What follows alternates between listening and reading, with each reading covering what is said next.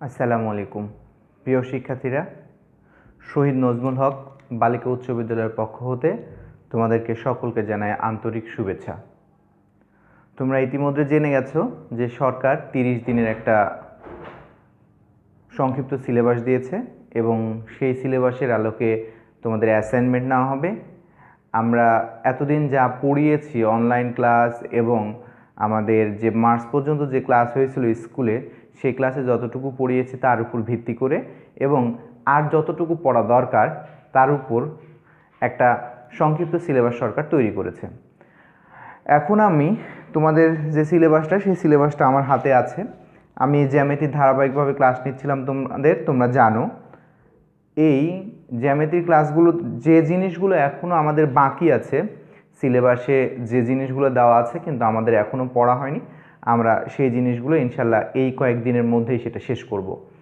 আর তোমাদের অন্য যে বিষয় পাটিগণিত এবং বীজগণিত যা আছে সেগুলো তোমাদের আরও যে আমাদের ফারুক ভাই এবং আজিজুর রহমান টিপু ভাই আছে তারা তোমাদের এটা কমপ্লিট করে দিবে ইনশাআল্লাহ। তো আসো আজকে আমরা জ্যামিতির যে বিষয়টা নিয়ে আলোচনা করব সেই বিষয়টা হলো ত্রিভুজ। আমরা দেখব ত্রিভুজ কি, ত্রিভুজ কাকে বলে, ত্রিভুজের পরিসীমা কি, ত্রিভুজের প্রকারভেদ কত রকমের আছে, ত্রিভুজের কি কি বৈশিষ্ট্যগুলো আছে, সেইগুলো আজকে আমরা কি করব জানার চেষ্টা করব ইনশাআল্লাহ। তো সবাই খাতা কলম নিয়ে আমার সঙ্গে বসে পড়ো, আমরা শুরু করতে যাচ্ছি আজকের ক্লাস। আসো ত্রিভুজ। ত্রিভুজ ত্রিভুজ শব্দের মধ্যে দুইটা অংশ, একটা ত্রি একটা ভুজ। তার মানে আমরা বলতে পারি তিনটা বাহু, ভুজ অর্থ বাহু আর ত্রি অর্থ তিন, তার মানে তিনটা বাহু। সুতরাং এর নামের মধ্যেই এর সংজ্ঞাটা বলে দেওয়া আছে যে ত্রিভুজ কাকে বলে। আমরা ত্রিভুজের সংজ্ঞাটা এভাবে দাঁড় করাতে পারি, তিনটি বাহু দ্বারা আবদ্ধ ক্ষেত্রকে ত্রিভুজ ক্ষেত্র বা ত্রিভুজ বলে। আমি আবারও বলছি, তিনটি বাহু দ্বারা আবদ্ধ ক্ষেত্রকে ত্রিভুজ ক্ষেত্র বলে। তো সবাই আমার সঙ্গে একটু লিখে নিবে ত্রিভুজ কাকে বলে, ত্রিভুজ ক্ষেত্র কি, সেইগুলো আমার সঙ্গে একটু কি করবে লিখে নিবে। তো ত্রিভুজ কাকে বলে আমরা সেটা লিখছি, তিনটি রেখাংশ দ্বারা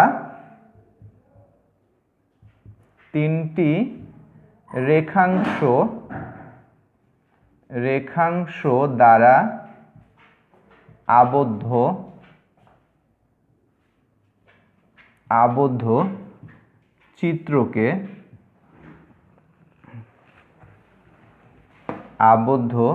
চিত্রকে ত্রিভুজ বলে।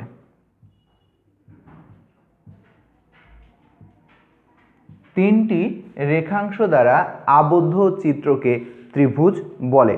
ত্রিভুজের তিনটা বাহু থাকবে, ত্রিভুজের কি থাকবে, তিনটা বাহু থাকবে। তিনটা রেখাংশ দ্বারা যে চিত্রটা তৈরি হয়, তিনটা রেখাংশগুলো সরলরেখা হবে, তিনটা সরলরেখাংশ দ্বারা যে চিত্রটা গঠিত হবে সেই চিত্রটাকে আমরা কি বলবো, ত্রিভুজ বলবো। আমরা একটু দেখি কেমন হয় ত্রিভুজের চেহারা। ধরো এটা একটা বাহু বা এটা একটা রেখাংশ, এখান থেকে এটা একটা রেখাংশ আর এখান থেকে এটা একটা রেখাংশ। এই যে তিনটা রেখাংশ দ্বারা যে চিত্রটা তৈরি করা হলো, এই চিত্রের নামই হলো কি আমাদের ত্রিভুজ। আমরা এখানে নামকরণ করতে পারি এ বি সি। এই যে তিনটা কোণা তৈরি হয়েছে, এই তিনটা কোণাকে আমরা বলি কৌণিক বিন্দু বা শীর্ষবিন্দু। এবং এই যে একটা বাহু, এই একটা রেখাংশ, এই একটা রেখাংশ, এই একটা রেখাংশ, এই তিনটা রেখাংশকে আমরা বলি ত্রিভুজের তিনটা বাহু। তাহলে একটা ত্রিভুজের তিনটা বাহু থাকছে, একটা বাহু, এই একটা বাহু, এইটা বাহু। আর এই যে কৌণিক বিন্দুগুলো, এইগুলোকে বলি আমরা শীর্ষবিন্দু। নামকরণ করতে পারি আমরা, ধরো এটা হলো এ, এটা বি আর এটা হলো আমাদের সি। তাহলে এ বি সি একটি ত্রিভুজ। আমাদের এইটা হলো বাহু, এইগুলো হলো আমাদের রেখাংশগুলোকে আমরা বলি, রেখাংশগুলোর নাম হলো বাহু। তাহলে বাহু থাকছে এখানে আমাদের কয়টা, তিনটা বাহু থাকছে। এখানে এটা হলো কি আমাদের বাহু। এই তিনটা রেখাংশ, তিনটা বাহু। এখানে এ একটা শীর্ষবিন্দু, এইটা একটা শীর্ষবিন্দু এবং এইটা একটা শীর্ষবিন্দু। তাহলে আমাদের একটা ত্রিভুজের তিনটা শীর্ষবিন্দু থাকে এবং তিনটা বাহু থাকে। এবং আমরা জানি কোনো একটা বিন্দুতে যখন দুইটা রেখাংশ মিলিত হয় তখন সেই জায়গায় একটা কি তৈরি হয়, কোণ তৈরি হয়। তাহলে আমরা বলতে পারি যে আমাদের এইটা একটা কোণ, এটা একটা কোণ এবং এইটা একটা কোণ। তাহলে একটা ত্রিভুজে কয়টা কোণ থাকছে, তিনটা কোণ থাকছে। একটা ত্রিভুজের তিনটা কোণ থাকে, তিনটা বাহু থাকে, তিনটা শীর্ষ থাকে। এরকমভাবে আমরা বলতে পারি একটা ত্রিভুজের তিন ধরনের উচ্চতা হতে পারে এবং ত্রিভুজের তিনটা মধ্যমা থাকে। ত্রিভুজের তিনে অনেক কিছু আছে, তাহলে আমরা ত্রিভুজের তিনে কি কি পেলাম? ত্রিভুজের তিনটা কোণ আছে, তিনটা বাহু আছে, তিনটা উচ্চতা আছে, তিনটা মধ্যমা আছে। এই তিনটা করে জিনিস কি আছে? ত্রিভুজের আছে। তো আসো আর একটা কথা মনে করে দিই, ত্রিভুজের কিন্তু কোনো কর্ণ নাই। ত্রিভুজের কিন্তু কোনো কর্ণ নাই। ত্রিভুজের তিনটা বাহু আছে, তিনটা কোণ আছে, তিনটা উচ্চতা আছে, তিনটা মধ্যমা আছে। উচ্চতা মধ্যমা এগুলো কি আমরা পরে আস্তে আস্তে জেনে নিব। তো এখন আসো, এই যে তিনটা কোণ তৈরি হয়েছে, তিনটা বাহু আছে, এই তিনটা বাহুর দৈর্ঘ্যের সমষ্টিকে বলা হয় ত্রিভুজের পরিসীমা। ত্রিভুজের তিন বাহুর দৈর্ঘ্যের সমষ্টিকে বলা হয় ত্রিভুজের পরিসীমা। ত্রিভুজের তিন বাহুর দৈর্ঘ্যের সমষ্টিকে আমি একটু সাইডে লিখে দিলাম। ত্রিভুজের তিন বাহুর দৈর্ঘ্যের সমষ্টিকে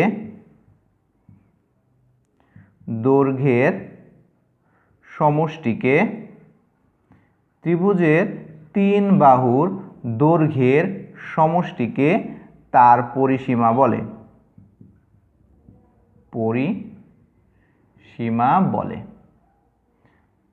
তাহলে ত্রিভুজের পরিসীমা জিনিসটা কি সেটা আমরা জেনে নিলাম। ত্রিভুজের তিন বাহুর দৈর্ঘ্যের সমষ্টিকে ত্রিভুজের পরিসীমা বলে। এই যে তিনটা বাহু বা তিনটা রেখাংশ, এই তিনটা রেখাংশ দ্বারা যে ক্ষেত্রটা আবদ্ধ হয়েছে সেই ক্ষেত্রের নাম হলো ত্রিভুজ। তাহলে আমরা বলতে পারি যে ত্রিভুজের তিনটি বাহুগুলো দ্বারা সীমাবদ্ধ ক্ষেত্রকে, ত্রিভুজের বাহুগুলো দ্বারা সীমাবদ্ধ এই যে ক্ষেত্রটা, ভেতরে যে ক্ষেত্রটা তৈরি হয়েছে আমি একটু দেখিয়ে দিই। এই যে ভেতরে এই যে ক্ষেত্রটা তৈরি হয়েছে, এই ক্ষেত্রটাকে বলি আমরা ত্রিভুজ ক্ষেত্র। তাহলে আমরা বলি কি যে ত্রিভুজের এই যে আমি ভেতরে যে অংশটা শেড করে দিলাম, খুব বেশি ডিপ করি নাই, হালকা করেছি, সেটাই হলো কি আমাদের ত্রিভুজ ক্ষেত্র। আমরা লিখতে পারি ত্রিভুজের বাহুগুলো দ্বারা সীমাবদ্ধ ক্ষেত্রকে, এভাবে আমি এপাশে লিখলাম, ত্রিভুজের বাহুগুলো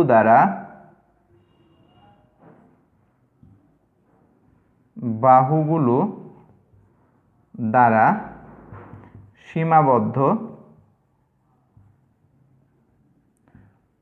ক্ষেত্রকে ত্রিভুজ ক্ষেত্র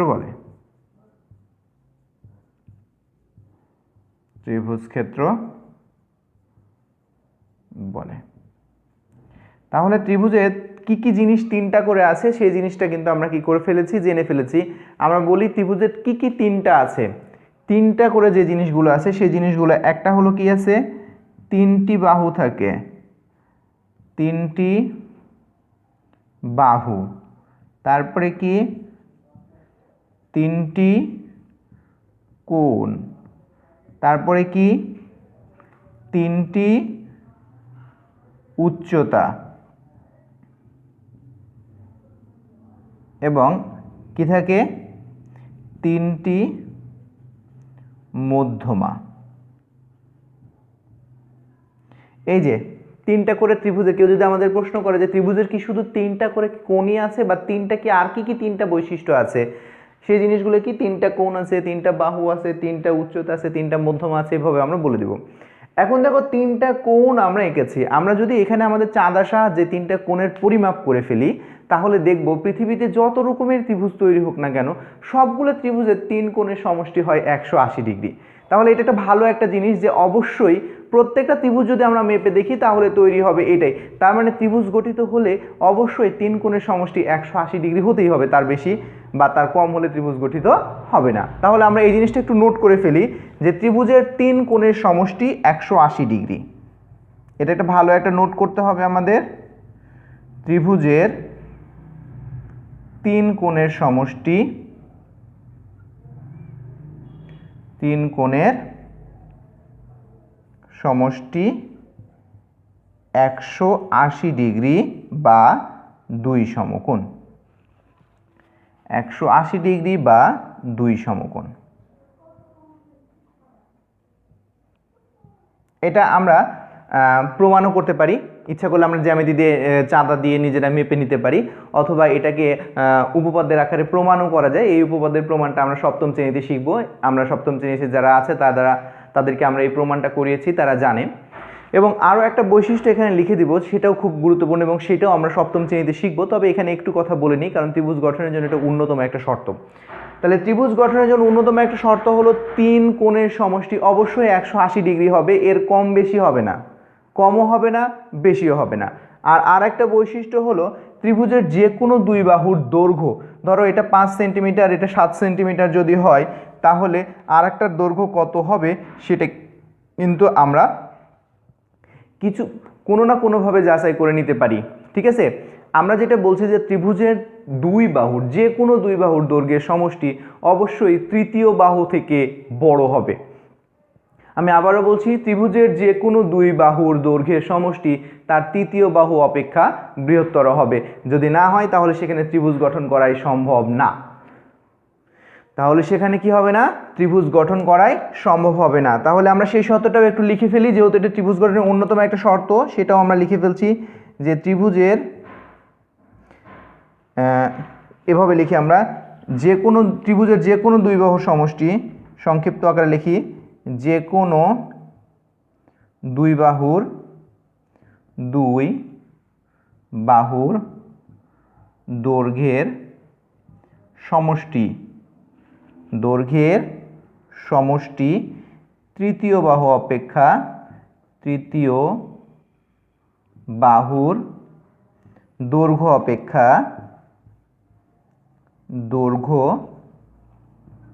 অপেক্ষা কি হবে, বৃহত্তর। তাহলে আমরা দুইটা বৈশিষ্ট্য শিখলাম এবং এই বৈশিষ্ট্যটাও আমরা সপ্তম শ্রেণীতে প্রমাণ করে দিব যে এটা কি করে হয়। তো আসো আমরা এই জিনিসগুলো আমরা কি হয়েছে আশা করছি ক্লিয়ার, এবং এই জিনিসগুলো তোমরা অবশ্যই নোট করে নিয়েছো। এখন আমরা যে জিনিসটা দেখব সেটা হলো যে ত্রিভুজের প্রকারভেদ, ত্রিভুজকে আমরা কত রকম ভাবে ভাগ করতে পারি। ঠিক আছে, ত্রিভুজ 3 বাহু, 3টা কোণ, 3টা মধ্যমা, 3টা উচ্চতা। আমরা ত্রিভুজকে দুই ভাগে ভাগ করি, একটা ভাগ করি ত্রিভুজের কোণের ভিত্তিতে, আর একটা ভাগ করি আমরা ত্রিভুজের বাহুর ভিত্তিতে। বাহুর ভিত্তিতে ত্রিভুজকে যখন আমরা ভাগ করি তখন সেটা কত রকমের হবে, এবং কোণের ভিত্তিতে যখন আমরা ভাগ করব সেটা কত রকম হবে, সেটা আমরা কি করব এবার দেখে নিব। তাহলে ত্রিভুজকে আমরা প্রথমত বাহুর ভিত্তিতে ভাগ করি, আর তারপরে সেটাকে কোণের ভিত্তিতে ভাগ করি। এই দুইটা ভাগে আগে ত্রিভুজকে আমরা কি করি, ভাগ করি। তাহলে আমরা হলো কি এভাবে নামকরণ করতে পারি, বিভাজনটা দেখাতে পারি, কোণ ভেদে ত্রিভুজ,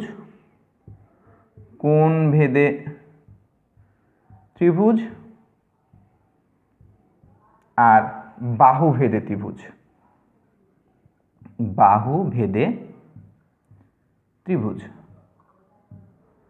তাহলে কোণ ভেদে ত্রিভুজ কত রকমের হবে, বাহু ভেদে ত্রিভুজ কত রকমের হবে, এটা আমরা এখন দেখব। কোণ ভেদে ত্রিভুজকে যখন আমরা কোণের ভিত্তিতে ভাগ করছি তখন ত্রিভুজকে আমরা 3টা ভাগে ভাগ করতে পারি, একটা সূক্ষ্মকোণী, একটা সমকোণী, আর একটা হলো স্থূলকোণী ত্রিভুজ। তাহলে আমরা কোণের ভিত্তিতে যখন ভাগ করছি সেটাকে কি ভাগে ভাগ করছি সেটা একটু নোট করে ফেলি।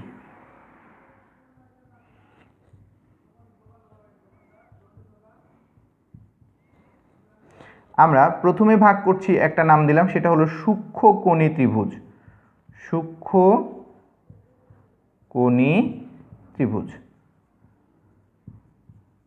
তারপরেরটাকে নাম দিলাম আমরা সমকোণী ত্রিভুজ।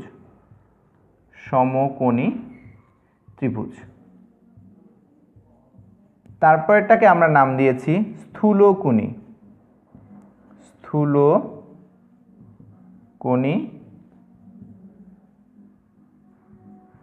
ত্রিভুজ। তাহলে আমরা কি করলাম, ত্রিভুজকে যখন আমরা ভাগ করে ফেললাম বাহুর ভিত্তিতে তখন কোণের ভিত্তিতে, তখন আমরা সেটাকে 3টা ভাগে ভাগ করে ফেলেছি। একটা হলো সূক্ষ্মকোণী ত্রিভুজ, একটা হলো সমকোণী ত্রিভুজ, আর একটা হলো কি আমাদের স্থূলকোণী ত্রিভুজ। এবার বলছি ত্রিভুজকে যদি আমরা বাহুর ভিত্তিতে ভাগ করি তাহলে সেখানে কয়টা ভাগ পাওয়া যায়।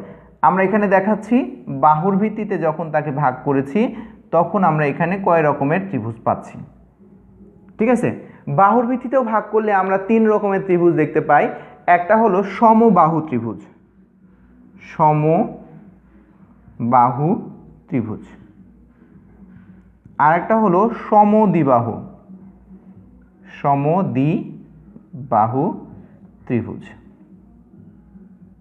আর আরেকটা হলো বিষমবাহু, বিষমবাহু ত্রিভুজ। এই হলো ত্রিভুজের আমাদের প্রকারভেদ। তাহলে ত্রিভুজকে আমরা কয় ভাগে ভাগ করে ফেললাম? 3 ভাগে ভাগ করলাম। প্রথমে কোণের ভিত্তিতে, আর তারপরে আমরা বাহুর ভিত্তিতেও সেটাকে আমরা কি করেছি, 3 ভাগে কি করে ফেলেছি, ভাগ করে ফেলেছি। আশা করছি তোমাদের সাথে মানে এই ক্লাসিফিকেশন বা প্রকারভেদ নিয়ে আর কোনো কি হবে না, সমস্যা হবে না, কারণ এটা আমরা অনেক ছোটবেলা থেকেই শিখে আসছি। তারপরেও আমি আরেকবার কি করে নিলাম, বলতে পারো যে রিভিশন হয়ে গেল। তো আসো এবার আমরা দেখব এই সমকোণী, সূক্ষ্মকোণী, স্থূলকোণী ত্রিভুজগুলো কি, এদের কি কি বৈশিষ্ট্য আছে, সমবাহু, সমদ্বিবাহু, বিষমবাহু ত্রিভুজের কি কি বৈশিষ্ট্য আছে, এগুলো কাকে বলে সেই সম্পর্কে একটু জেনে নেব। তো আসো আমরা পরের জিনিসগুলোতে চলে যাব। আমি এটা মিশালাম, আশা করছি তোমরা এটা তুলে নিয়েছো। কেউ যদি তুলতে না পারো তাহলে সে পজ দিয়ে থামিয়ে বিষয়টাকে কি করে ফেলবা, তুলে ফেলবা। এবার আসো প্রথমেই আমরা সূক্ষ্মকোণী ত্রিভুজ কাকে বলে সেটা দেখব। বলছি যে ত্রিভুজের প্রত্যেকটা কোণ সূক্ষ্মকোণ, এমন একটা ত্রিভুজ আমরা যদি এঁকে নিই, ধরো আমরা একটা ত্রিভুজ এখানে এঁকে নিলাম, এখানে একটা ত্রিভুজ আমরা এঁকে নিলাম, ধরো এই ত্রিভুজটার নাম হলো ABC ত্রিভুজ, ABC, এটা একটা ত্রিভুজ। এই ত্রিভুজের প্রত্যেকটা কোণের পরিমাপ আমরা কতটুকু বলে দিচ্ছি। ধরো এই কোণের পরিমাপ হলো 70 ডিগ্রি, এই কোণের পরিমাপ হলো 70 ডিগ্রি, তাহলে 70 70 কত হলো 140, আর এই কোণের পরিমাপ হলো 40 ডিগ্রি। তাহলে দেখো 70 70 140, আর 40-এ কত হচ্ছে 180। তাহলে দেখো 3 কোণের সমষ্টি 180 ডিগ্রি হয়ে গেছে। তাহলে নিঃসন্দেহে এটা একটা ত্রিভুজ। কিন্তু দেখো এখানে প্রত্যেকটা কোণই কত ডিগ্রি করে আছে, 70 ডিগ্রি, 70 ডিগ্রি, আর একটা হলো 40 ডিগ্রি, মানে প্রত্যেকটা কোণই 90 ডিগ্রির চাইতে ছোট বা এক সমকোণের চাইতে কি ছোট। ধরো এটা না আমি আর একটা ত্রিভুজ আঁকি, সেটা তোমাদের কাছে কি হবে, আর একটু বেশি স্পষ্ট হবে।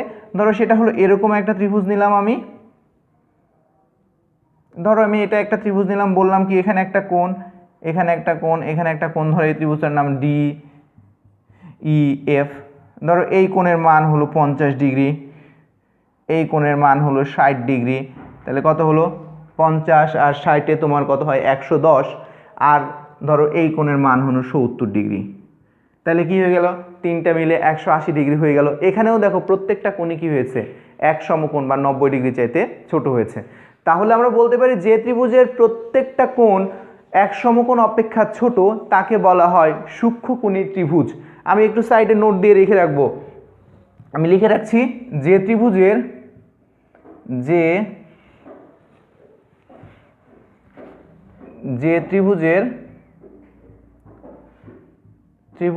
প্রত্যেকটি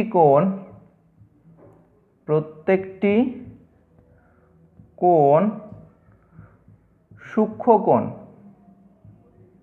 সূক্ষ্মকোণ বা 90 ডিগ্রি অপেক্ষা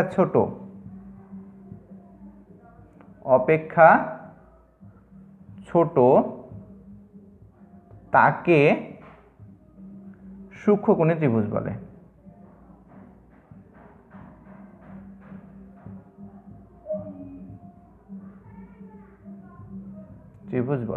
তাহলে সূক্ষ্মকোণী ত্রিভুজ কাকে বলে, আমাদের এই বিষয়টা নিয়ে আর মনে হয় কখনো কোনো কনফিউশন থাকবে না যে সূক্ষ্মকোণী ত্রিভুজ কি, যে ত্রিভুজের প্রত্যেকটা কোণ 90 ডিগ্রি বা এক সমকোণ অপেক্ষা ছোট বা সূক্ষ্মকোণ, তাকে আমরা বলি সূক্ষ্মকোণী ত্রিভুজ। এবার আসো আমরা সমকোণী ত্রিভুজ কি সেটা একটু চেহারা দেখে নিব, তারপরে আমরা তার সংজ্ঞা দেওয়ার চেষ্টা করব। ধরো আমি এখানে একটা ত্রিভুজ এঁকে নিলাম,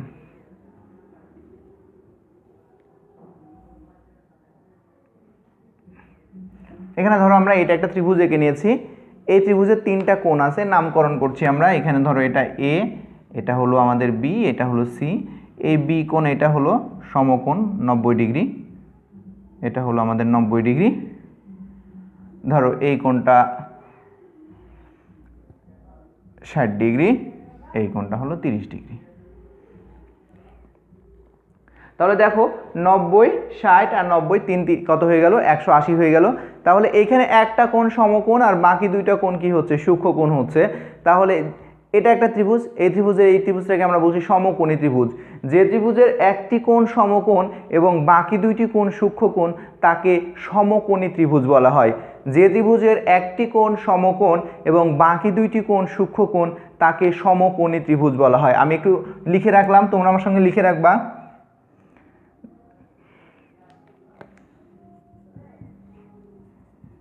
যে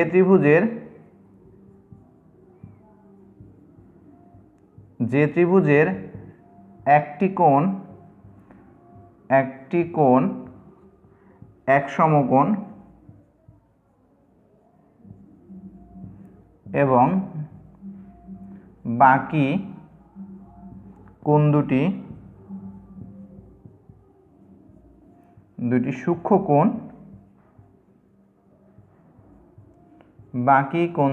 সূক্ষ্ম কোণ, তাকে সমকোণী ত্রিভুজ বলে। সমকোণী ত্রিভুজ বলে। আমরা দুইটা ত্রিভুজের সংজ্ঞা অলরেডি লিখে ফেলেছি। যে ত্রিভুজের একটি কোণ সমকোণ এবং বাকি দুইটা কোণ সূক্ষ্ম কোণ তাকে বলছি কি আমরা সমকোণী ত্রিভুজ। এবার আমরা দেখব স্থূলকোণী ত্রিভুজটা কাকে বলে সেটা।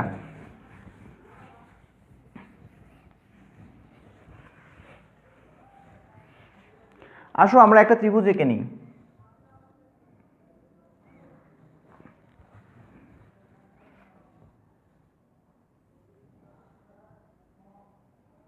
দেখো এখানে এ বি সি একটা ত্রিভুজ। তোমরা অবশ্যই দেখতে পাচ্ছ যে এখানে বি কোণটা 90 ডিগ্রি চাইতে কি হয়ে গেছে, বড় হয়ে গেছে। ধরো এই কোণটা দেখেই বোঝা যাচ্ছে এটা 90 ডিগ্রি চাইতে বড় কোণ। এই কোণটার মান আমি বললাম 120 ডিগ্রি, এটার মান 120 ডিগ্রি, এটার মান তোমার ধরো 30 ডিগ্রি, এটার মান হলো তোমার 30 ডিগ্রি। তাহলে কত হলো, 120 আর 60, তাহলে কত হলো 180 ডিগ্রি। তার মানে এখানে ত্রিভুজ গঠিত হয়েছে। এই যে ত্রিভুজটা তৈরি হয়েছে এই ত্রিভুজটা আমাদের স্থূলকোণী ত্রিভুজ। তাহলে যে ত্রিভুজের একটি কোণ স্থূলকোণ বা 90 ডিগ্রি অপেক্ষা বেশি বড় এবং বাকি দুইটা কোণ সূক্ষ্ম কোণ তাকেই বলছি কি আমরা স্থূলকোণী ত্রিভুজ। তাহলে আমরা সেটাকে কি করতে পারি, সংজ্ঞাটা লিখে রাখতে পারি যে ত্রিভুজের একটি কোণ স্থূলকোণ এবং অবশিষ্ট বা বাকি দুইটা কোণ সূক্ষ্ম কোণ তাকে বলি আমরা স্থূলকোণী ত্রিভুজ। আমরা এটা নোট দিয়ে লিখে রাখবো। যে ত্রিভুজের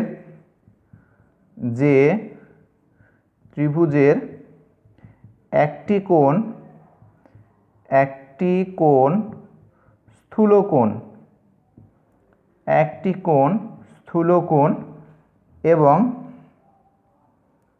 এবং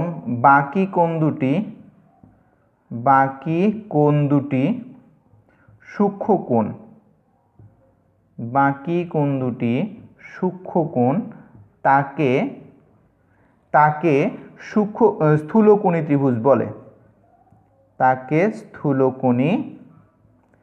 ত্রিভুজ বলে। তাহলে আমরা দেখলাম এখানে তিনটে সংজ্ঞায় আমি কি করেছি, উপরে এক এক করে লিখে রেখেছি। যে ত্রিভুজের একটা কোণ স্থূলকোণ বাকি দুটো সূক্ষ্ম কোণ তাকে কি বলছি আমরা স্থূলকোণী ত্রিভুজ বলছি। যে ত্রিভুজের একটা কোণ সমকোণ এবং বাকি দুইটা সূক্ষ্ম কোণ তাকে বলছি আমরা সমকোণী ত্রিভুজ। আর যে ত্রিভুজের প্রত্যেকটা কোণই সূক্ষ্ম কোণ তাকে বলছি আমরা সূক্ষ্মকোণী ত্রিভুজ। আমরা এখানে একটা জিনিস বিষয় খুব মনে হয় এতক্ষণ ক্লিয়ার হয়ে গেছি সংজ্ঞা লিখতে, যে একটা জিনিস আমি নোট দিব এখনই, সেটা হলো দেখো একটা কোণ 90 ডিগ্রি বা তার চাইতে বেশি হতে পারে। ত্রিভুজের একটি কোণ 90 ডিগ্রি বা তার চাইতে বেশি হতে পারে, বাকি দুইটা কোণ অবশ্যই কি হবে, সূক্ষ্ম কোণ হবে। এটা একটু সুন্দর করে নোট দিয়ে লিখে রাখবা, এভাবে সুন্দর করে নোট দিবা। নোট দিয়ে লিখবা ত্রিভুজের কেবলমাত্র একটি কোণ সমকোণ বা স্থূলকোণ হতে পারে। এভাবে লিখবা, ত্রিভুজের কেবলমাত্র একটি কোণ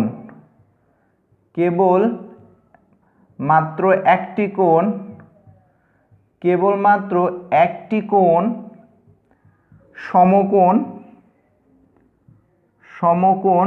বা স্থূলকোণ হতে পারে। স্থূল কোণ হতে পারে।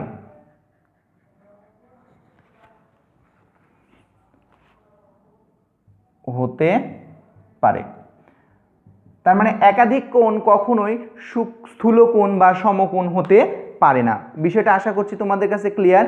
এবার আসো আমরা বাহুর ভিত্তিতে ত্রিভুজকে কত ভাগে ভাগ করি সেটা কি করে ফেলবো, জেনে ফেলবো। আমরা তো জেনে ফেলেছি অলরেডি, এখন দেখবো সমবাহু ত্রিভুজ কি, সমদ্বিবাহু ত্রিভুজ কি এবং বিষমবাহু ত্রিভুজ কি, সেইগুলো একটু লিখে নিব। আশা করছি তোমাদের এটা ক্লিয়ার হয়ে গেছে। তো আসো আমরা সেই দিকে চলে যাই।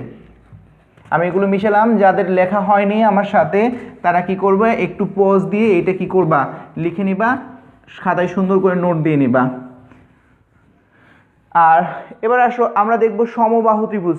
কথাতেই বলে দেওয়া আছে সমবাহু, মানে যে ত্রিভুজের তিনটা বাহুর দৈর্ঘ্যই পরস্পর সমান বা যে ত্রিভুজের তিনটা বাহুই পরস্পর সমান তাকে বলছি আমরা সমবাহু ত্রিভুজ। ঠিক আছে, আমরা একটা ত্রিভুজ দেখব, সেই ত্রিভুজটা হলো কি, যে ত্রিভুজের তিন বাহুর দৈর্ঘ্যই সমান। ধরো আমি এখানে আন্দাজ করে এঁকে নিলাম এ বি, এটা হলো সি।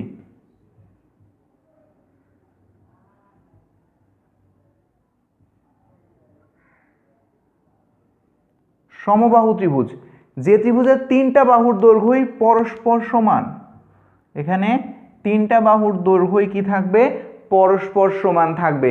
কথাটা ভালো করে একটু মনোযোগ দিয়ে শুনবা, যে ত্রিভুজের তিনটি বাহুই পরস্পর সমান তাকে সমবাহু ত্রিভুজ বলা হয়। যে ত্রিভুজের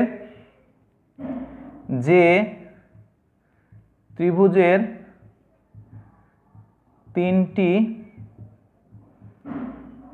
বাহু পরস্পর সমান তাকে সমবাহু ত্রিভুজ বলে। যে ত্রিভুজের তিনটি বাহু পরস্পর সমান তাকে সমবাহু ত্রিভুজ বলে, এটা আমরা সবাই জানি। এখন আমি তোমাদেরকে যে কথাটা বলবো সেটা একটু বেশ নতুন কথা, যেটা আমরা অনেকেই জানি না, আবার অনেকেও জানি, সেটা একটু ভালো করে মনোযোগ দিয়ে লিখে নিব। যে সমবাহু ত্রিভুজের প্রত্যেকটা কোণও কিন্তু পরস্পর সমান। সমবাহু ত্রিভুজের প্রত্যেকটা কোণই পরস্পর সমান এবং প্রতিটা কোণের মানও কিন্তু কত ডিগ্রি করে সেটাও আমাদের জানা আছে। এই প্রত্যেকটা কোণই হলো এখানে 60 ডিগ্রি করে।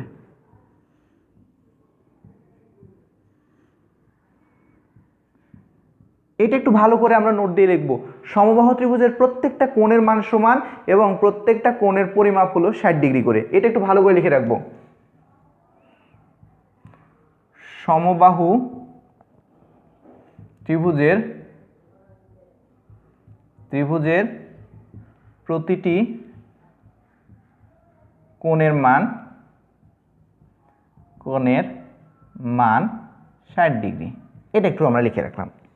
তো এবার আসো সমবাহু ত্রিভুজ তো আমরা দেখে ফেললাম, এবার বলবো সমদ্বিবাহু। দ্বিবাহু মানে দুইটা সমান, সমদ্বিবাহু মানে দুইটা বাহু সমান হবে।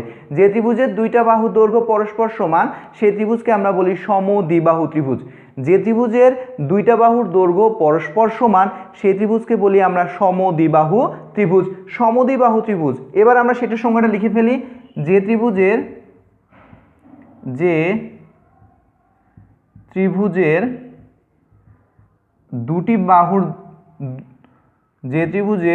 দুই বাহুর দৈর্ঘ্য পরস্পর সমান তাকে সমদ্বিবাহু ত্রিভুজ বলে। সমদ্বিবাহু ত্রিভুজ বলে। এইবার দেখো সমদ্বিবাহু ত্রিভুজ তো বলছে, সমদ্বিবাহু ত্রিভুজের জন্য আরো একটা নতুন ইনফরমেশন দিয়ে দিই।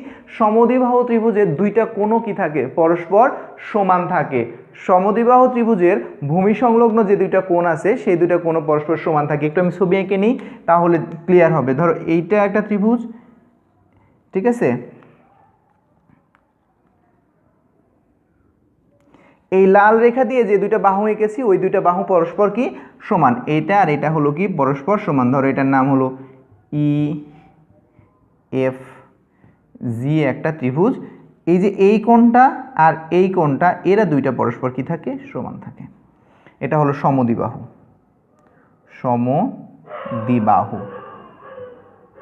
ত্রিভুজ। তাহলে যে ত্রিভুজের দুইটা বাহু পরস্পর সমান থাকে, আমি আবার বলছি যে ত্রিভুজের দুইটা বাহু পরস্পর সমান থাকে সেই ত্রিভুজটা সমদ্বিবাহু। এই কথাটাকে না বলে আমরা বলতে পারি যে ত্রিভুজের দুইটা কোণ পরস্পর সমান তারাও কিন্তু সমদ্বিবাহু ত্রিভুজ। তাহলে এখানে বলতে পারি সমদ্বিবাহু ত্রিভুজের দুইটা কোণ পরস্পর সমান। সমদ্বিবাহু ত্রিভুজের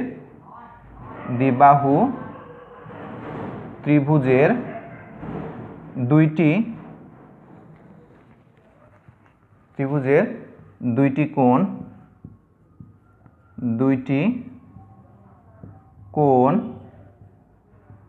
পরস্পর সমান। এবার আসলো আমাদের তৃতীয় যে ত্রিভুজটা ছিল সেটার নাম ছিল আমাদের বিষমবাহু ত্রিভুজ। বিষমবাহু ত্রিভুজটা কেমন ছিল বলছিলাম, যে ত্রিভুজের কোনো বাহুই পরস্পর সমান নয় তাকে আমরা বলছি বিষমবাহু ত্রিভুজ বলে। বিষমবাহু ত্রিভুজের চেহারাটা কেমন হবে আমরা একটু এঁকে নিব, তাহলে আমাদের কাছে খুব বেশি ক্লিয়ার হয়ে যাবে আশা করছি। এখানে দেখো,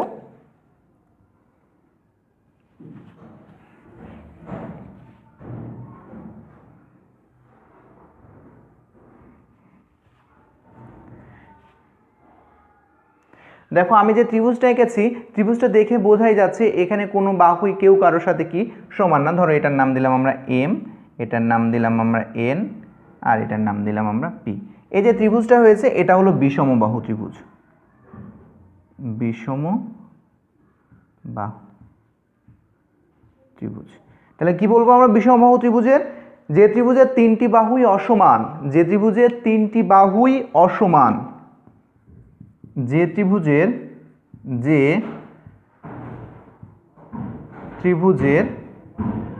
তিনটি বাহুই পরস্পর অসমান তাকে বিষমবাহু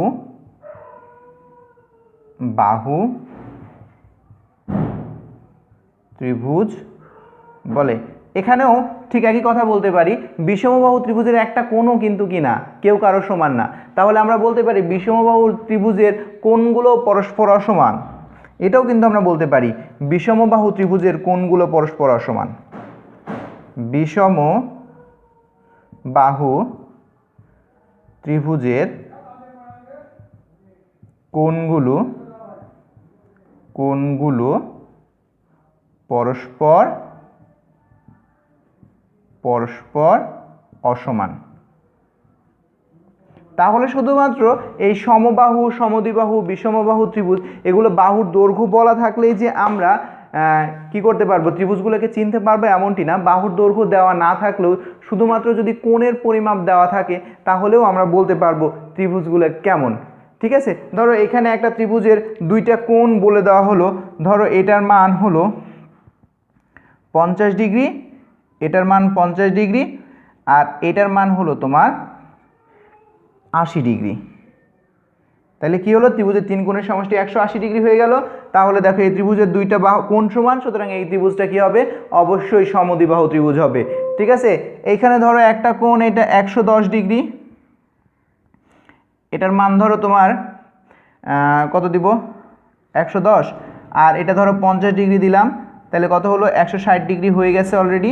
আর এটার মান দিলাম তোমার ধরো 20 ডিগ্রি, তাইলে টোটাল কত হয়ে গেল 180 ডিগ্রি। তাহলে দেখো একটা ত্রিভুজের যদি এরকম কোণগুলো মান থাকে, তিনটা কোণের কেউ কারো সমান না, তাহলে বোঝাই যাচ্ছে এটা কি হবে, বিষমবাহু ত্রিভুজ হবে।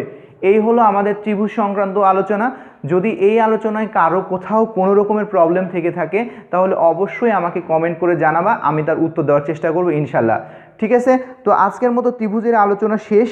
আশা করছি তোমাদের ত্রিভুজ সংক্রান্ত যে সিলেবাসে যা যা আছে তোমাদের সেইগুলো কি হবে, আমাদের এই আজকের ক্লাসের মধ্য দিয়ে ত্রিভুজ সংক্রান্ত যাবতীয় সমস্যা ষষ্ঠ শ্রেণীতে যা আছে সব কি হয়ে যাবে, ক্লিয়ার হয়ে যাবে।